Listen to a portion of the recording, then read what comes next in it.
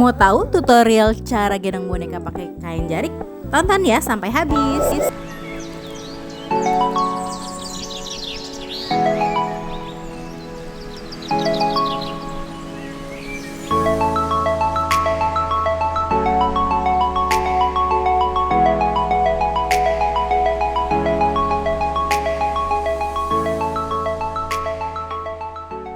Hai Sobat This Family, jumpa lagi dengan Mama Zen. Bagaimana kabarnya hari ini? Semoga dalam keadaan sehat walafiat selalu ya. Dan yang sakit segera diberikan kesehatan.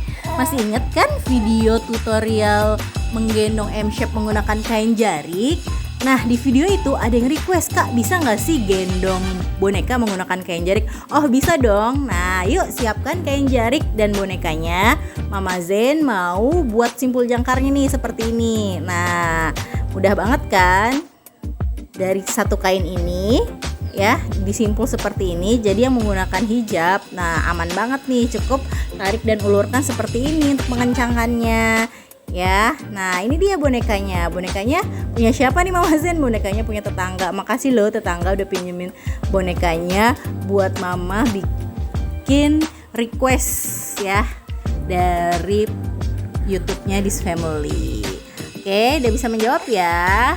Nah, yang mau bertanya bisa langsung di kolom komentar. Jangan lupa like, subscribe, dan share jika bermanfaat. Ini dia cara menggendong boneka menggunakan kain jarik. Gampang kan?